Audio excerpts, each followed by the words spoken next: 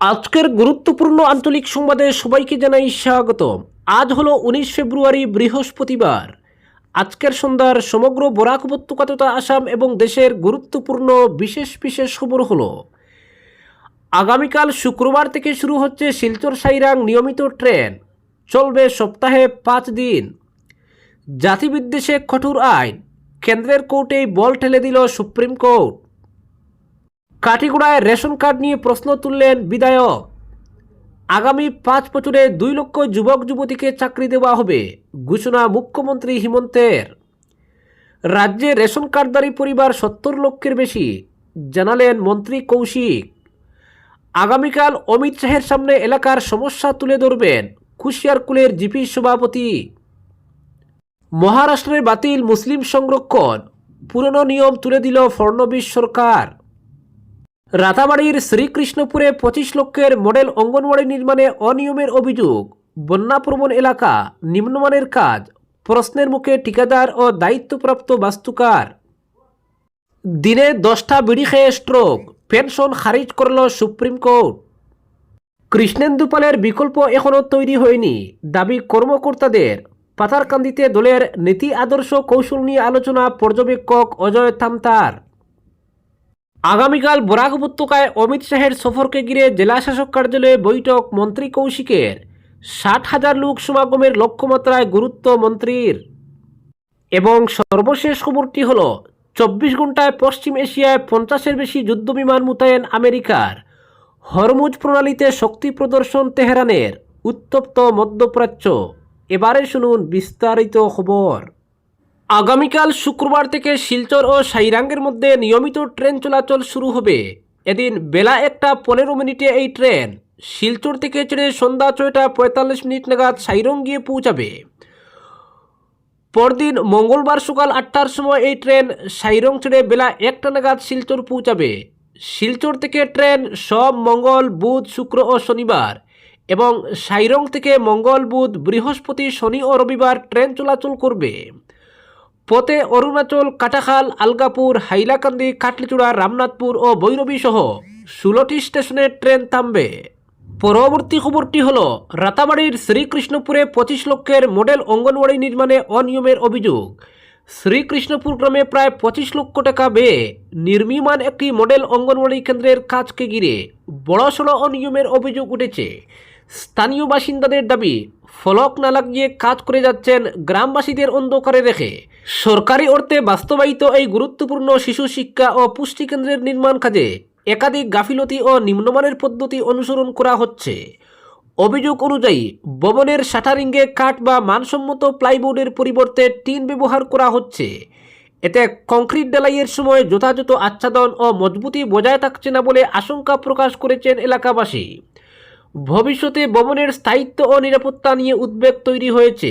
এছাড়া জানা গেছে, ভবনের পিলার বসানোর ক্ষেত্রে মাত্র 16 ইঞ্চি গভীর গর্ত খুঁড়ে তার মধ্যে প্রায় 3 ইঞ্চি বেজ দিয়ে পিলার স্থাপন করা হয়েছে।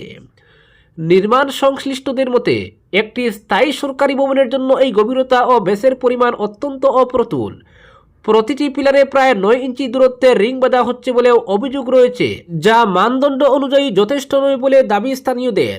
সবচেয়ে উদ্বেগজনক বিষয় হল, ভবনটি বন্যাপ্রবণ ধান ক্ষেতের উপর নির্মাণ করা হচ্ছে। এলাকাবাসীর আশঙ্কা, বর্ষাকালে জলাবদ্ধতার কারণে ভবনের ভিত দুর্বল হয়ে পড়তে পারে। পাশাপাশি ভবনের উচ্চতাও স্বাভাবিকের তুলনায় কম রাখা হয়েছে বলে অভিযোগ, যা ঝুঁকি আরও বাড়িয়ে তুলতে পারে। পরবর্তী খবরটি হল, জাতিবিদ্বেষে কঠোর আইন, কেন্দ্রের কোর্টেই বল ঠেলে দিল সুপ্রিম কোর্ট। নাবালক বা নাবালিকাকে যৌন হেনস্থার ক্ষেত্রে যেভাবে পক্সোর মতো কঠিন ফৌজদারি আইন রয়েছে, ঠিক সেভাবেই বর্ণ বা জাতিবিদ্বেষমূলক ঘটনাগুলিকেও কঠোর আইনের আওতায় আনার দাবিতে দেশের সুপ্রিম কোর্টে দাখিল হয়েছিল এক পিআইএল। মূলত ত্রিপুরার যুবক এঞ্জেল চাকমার চাঞ্চল্যকর মৃত্যুর ঘটনার পরই দাখিল হয় এই জনস্বার্থ মামলা। যে মামলার রায়ে এখনও কোনো আইন প্রণয়নের ক্ষেত্রে সওয়াল করেনি দেশের সর্বোচ্চ ন্যায়ালয়, বরং তারা বিষয়টি নিয়ে আবেদনকারীকে অ্যাটর্নি জেনারেলের দরবারে কড়া নাড়ার পরামর্শ দিয়েছে। পিআইএলটি দাখিল করেছিলেন আইনজীবী অনুপ কুমারী। তার আবেদনে বলা হয়, দেরাদুনে 24 বছরের এঞ্জেল চাকমার হত্যাকাণ্ড স্রেফ একটি ফৌজদারি অপরাধ নয়, এর নেপথ্যে রয়েছে গভীর বর্ণবিদ্বেষমূলক মনোভাবের অভিযোগও। তাই আদালতের কাছে আর্জি জানানো হয় বর্ণ বা জাতিবিদ্বেষমূলক হামলা ও হত্যার মতো অপরাধকে চিহ্নিত করে সেগুলি বিচারের ক্ষেত্রে পৃথক আইনি কাঠামো বা বাধ্যতামূলক নির্দেশিকা জারি করা হোক। মামলায় দাবি করা হয় ভারতীয় দণ্ডবিধিতে রেশিয়ালি এগ্রাভেটেড ক্রাইম বা বর্ণবিদ্বেষে প্ররোচিত অপরাধের পৃথক স্বীকৃতি নেই, তাই এই পিটিশনের আলাদা যুক্তি রয়েছে। শীর্ষ আদালতের বেঞ্চ অবশ্য আপাতত সেই পথে হাঁটতে রাজি হয়নি। বিচারপতিরা স্পষ্ট করে দেন বিষয়টি প্রথমে দেশের শীর্ষ আইন কর্মকর্তা অ্যাটর্নি জেনারেল অফ ইন্ডিয়ার নজরে আনা হোক। আদালতের পর্যবেক্ষণ, আমরা এই পিটিশনের নিষ্পত্তি করছি। আবেদনকারী অ্যাটর্নি জেনারেলের দপ্তরে রিট পিটিশনের সফট কপি এবং এই আদেশের কপি জমা দিতে পারেন, যাতে উপযুক্ত কর্তৃপক্ষের সামনে বিষয়টি উত্থাপন হয়। এই নির্দেশের মাধ্যমে মামলার শুনানি আপাতত শেষ হলো, তবে দরজা পুরোপুরি বন্ধ করেনি আদালত। প্রশাসনিক স্তরে তারা বিষয়টি উত্থাপন করার স্বাধীনতা রেখেছে আবেদনকারীর জন্য, অর্থাৎ কেন্দ্রীয় সরকারের শীর্ষ আইন আধিকারিকের মাধ্যমে উপযুক্ত কর্তৃপক্ষের কাছে প্রস্তাব পৌঁছলে ভবিষ্যতে নীতিগত সিদ্ধান্তের সম্ভাবনা উড়িয়ে দেওয়া যাচ্ছে না। পরবর্তী খবরটি হলো কাঠিগোড়া বিধানসভা এলাকায় নতুন রেশন কার্ড প্রদানে গুরুতর গরমিলের অভিযোগ তুলে বিধানসভায় সরব হলেন বিধায়ক খলিল উদ্দিন মজুমদার। তবে সরকারের পক্ষ থেকে এই অভিযোগ সম্পূর্ণভাবে নাকচ করে জানানো হয়েছে নির্ধারিত লক্ষ্যমাত্রা অনুযায়ী উপভোক্তা নির্বাচন প্রক্রিয়া ইতিমধ্যে সম্পূর্ণ হয়েছে এবং এ বিষয়ে কোনো অনিয়মের প্রমাণ পাওয়া যায়নি। তারাবিহীন প্রশ্নের মাধ্যমে বিধায়ক দাবি করেন প্রায় ৪,৫০০ জনসংখ্যার ভিত্তিতে নতুন রেশন কার্ড প্রদানের জন্য তথ্য দেওয়া হলেও বাস্তবে বহু যোগ্য পরিবারের আবেদন গ্রহণ করা হয়নি, ফলে প্রকৃত উপভোক্তাদের একটি বড় অংশ সরকারি সুবিধা থেকে বঞ্চিত হয়েছেন বলে তিনি অভিযোগ করেন এবং এ বিষয়ে তদন্তের দাবি জানান। এর জবাবে খাদ্য, গণবণ্টন ও উপভোক্তা বিষয়ক বিভাগের মন্ত্রী কৌশিক রায় বিধানসভায় জানান কাঠিগোড়া বিধানসভা কেন্দ্রের জন্য সরকার মোট ৪,০০০ যোগ্য উপভোক্তা নির্বাচন করার লক্ষ্য নির্ধারণ করেছিল। কাঠিগোড়া উন্নয়ন খণ্ড, কালাইন উন্নয়ন খণ্ড এবং বদরপুর পৌরসভার মধ্যে এই লক্ষ্যমাত্রা ভাগ করে আবেদন গ্রহণ করা হয়। যোগ্য উপভোক্তা বঞ্চিত হওয়ার অভিযোগ প্রসঙ্গে মন্ত্রী বলেন, এ ধরনের কোনো অভিযোগ কাছাড় জেলার খাদ্য, গণবণ্টন ও উপভোক্তা বিষয়ক শাখার কাছে জমা পড়েনি। ফলে নির্বাচনের প্রক্রিয়ায় কোনো অনিয়ম হয়েছে বা কারো বিরুদ্ধে দায় নির্ধারণের প্রশ্নই উঠে না বলেও তিনি স্পষ্ট করেন। তবে একই সঙ্গে মন্ত্রী জানান, যদি কোনো যোগ্য পরিবার জাতীয় খাদ্য সুরক্ষা আইনের আওতায় অন্তর্ভুক্ত না হয়ে থাকে, তাহলে ভবিষ্যতে তাদের অন্তর্ভুক্ত করার বিষয়টি বিবেচনা করা হবে। পরবর্তী পর্যায়ে প্রয়োজনীয় সিদ্ধান্ত নিয়ে বঞ্চিত পরিবারগুলিকে রেশন কার্ডের আওতায় আনার ব্যবস্থা নেওয়া হতে পারে। আসামে বর্তমানে মোট ৭০,৭১,৮২৪টি পরিবার রেশন কার্ডের আওতায় রয়েছে। এর মধ্যে অন্তোদয় অন্ন যোজনা এবং অগ্রাধিকার ভিত্তিক গৃহস্থ শ্রেণীর বিপুল সংখ্যক পরিবার সরকারি খাদ্য নিরাপত্তা প্রকল্পের সুবিধা পাচ্ছে। বিধানসভায় প্রশ্নোত্তর পর্বে এই তথ্য জানান খাদ্য, গণবণ্টন ও উপভোক্তা বিষয়ক মন্ত্রী কৌশিক রায়। কংগ্রেস বিধায়ক জাকির হোসেন শিকদারের এক প্রশ্নের উত্তরে মন্ত্রী জানান, রাজ্যের মোট ৭০,৭১,৮২৪টি রেশন কার্ডধারী পরিবারের মধ্যে ৬,৬৮,৩৯৭টি পরিবার অন্তোদয় অন্ন যোজনার অন্তর্ভুক্ত। এই প্রকল্পের আওতায় সবচেয়ে দরিদ্র পরিবারগুলিকে ভর্তুকিযুক্ত খাদ্যশস্য দেওয়া হয়। পাশাপাশি ৬৪,০৩,৪২৭টি পরিবার অগ্রাধিকার ভিত্তিক গৃহস্থ শ্রেণীতে অন্তর্ভুক্ত, যারা জাতীয় খাদ্য সুরক্ষা আইনের অধীনে নিয়মিত খাদ্যশস্য পেয়ে থাকেন। পরবর্তী খবরটি হল আগামীকাল পশ্চিম কাঠিগড়ার নাতানপুর গ্রামে কেন্দ্রীয় স্বরাষ্ট্রমন্ত্রী অমিত শাহর অনুষ্ঠানে তার সঙ্গে এলাকার সমস্যা সম্পর্কে সরাসরি কথা বলবেন কুশিয়ার কুলজিবির পঞ্চায়েত সভাপতি প্রীতম পাল ওরফে পিনাক। প্রসঙ্গত, ভারত সরকারের ভাইব্রেন্ট ভিলেজ প্রোগ্রাম 2 শীর্ষক অনুষ্ঠানে অংশ নিতে কাছাড়ের কাঠিগড়া বিধানসভা কেন্দ্রের ইন্দু বাংলা সীমান্তের নাতানপুর গ্রামে আগামীকাল শুক্রবার সকাল 10টায় আসছেন কেন্দ্রীয় স্বরাষ্ট্রমন্ত্রী অমিত শাহ। এখন পর্যন্ত পাওয়া তথ্য অনুযায়ী কেন্দ্রীয় মন্ত্রী অমিত শাহ এদিন সকাল 10টায় সভাস্থলের পাশের হেলিপ্যাডে নেমে সোজা চলে যাবেন নাতানপুর বিএসএফ ক্যাম্পে। এখানে এলাকার নির্দিষ্ট 8 জন ব্যক্তির সঙ্গে তিনি আলোচনা করবেন। এই 8 জনের মধ্যে বিএসএফ আধিকারিক, কৃষক এবং পঞ্চায়েত প্রতিনিধিরা থাকবেন।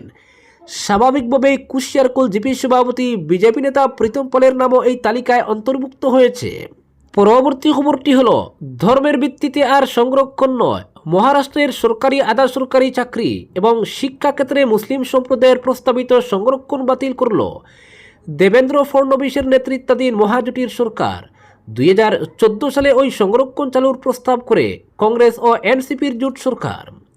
2014 সালে মহারাষ্ট্রের বিধানসভা নির্বাচনের কয়েক মাস আগে সে রাজ্যের সরকারি চাকরি ও শিক্ষাক্ষেত্রে স্পেশাল ব্যাকওয়ার্ড ক্লাস এ ক্যাটাগরির জন্য 5% সংরক্ষণ চালু করার প্রস্তাব দিয়ে একটি অধ্যাদেশ জারি করে তৎকালীন কংগ্রেস এনসিপি সরকার।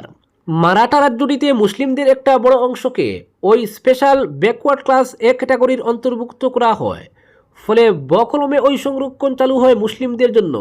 ওই অধ্যাদেশে কার্যকর হলে রাজ্যের সব সরকারি চাকরি ও শিক্ষাক্ষেত্রে 5% পর্যন্ত সংরক্ষণ চালু হতো পিছিয়ে পড়া মুসলিমদের জন্য। কিন্তু ওই অধ্যাদেশটি জারি করার পরে সেটিকে চ্যালেঞ্জ করে বোম্বে হাইকোর্টে মামলা দায়ের হয়। পরে হাইকোর্ট ওই অধ্যাদেশে স্থগিতাদেশ দেয়। তাছাড়া নিয়ম অনুযায়ী কোনো অধ্যাদেশ বজায় রাখতে গেলে জারি হওয়ার 6 মাসের মধ্যে আইনসভায় বিল এনে সেটিকে আইনে পরিণত করতে হয়। সমস্যা হলো এর মধ্যেই মহারাষ্ট্রের সরকার বদলে যায়, ক্ষমতায় আসে বিজেপি। ফলে ওই অধ্যাদেশ আর দিনের আলো দেখেনি, কার্যত হিমঘরে চলে যায় অধ্যাদেশটি। নতুন করে সরকার একটি অধ্যাদেশ জারি করেছে, তাতে বলা হয়েছে 2014 সালের সেই নির্দেশ বাতিল করেছে সরকার। হিমঘরে চলে যাওয়া একটি অধ্যাদেশ এভাবে বিবৃতি দিয়ে বাতিল করার কি প্রয়োজন পড়ল?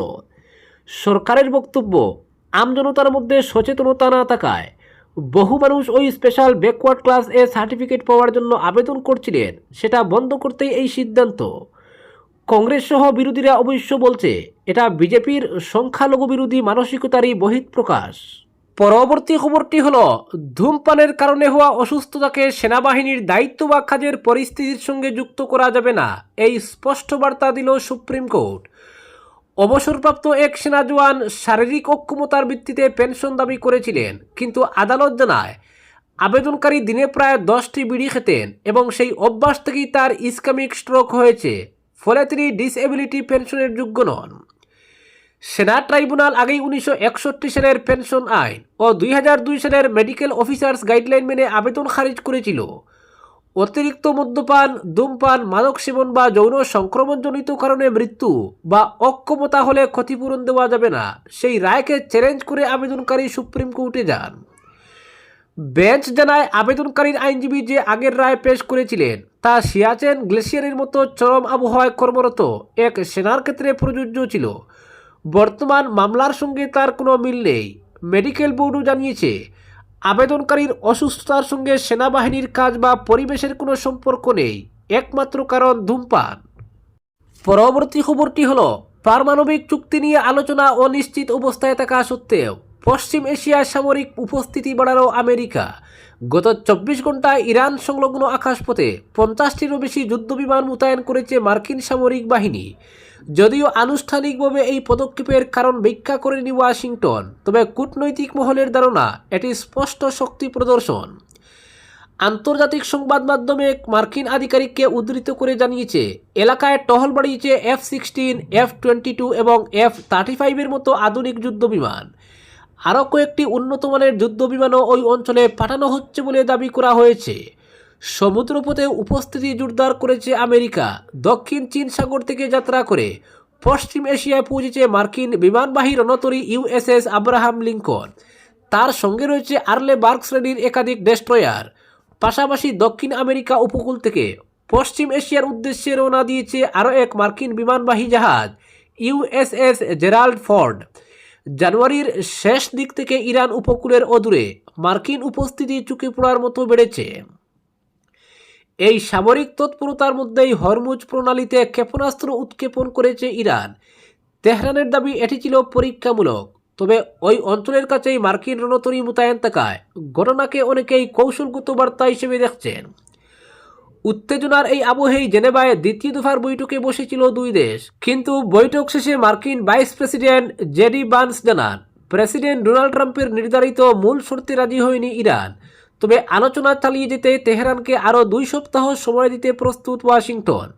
অন্যদিকে ইরানের বিদেশমন্ত্রী আব্বাস আরাগচি বলেন ভবিষ্যতে আলোচনার দিশা নিয়ে একটি সাধারণ সমঝোতা হয়েছে, যদিও দ্রুত চুক্তির সম্ভাবনা নেই। ওয়াকিবহাল মহলের মতে ইরান যদি পরমাণু কর্মসূচি নিয়ে আপোষের পথে না হাঁটে তবে পরিস্থিতি সরাসরি সংঘাতে গড়াতে পারে। আজকের বিশেষ সংবাদ এখানেই সমাপ্ত।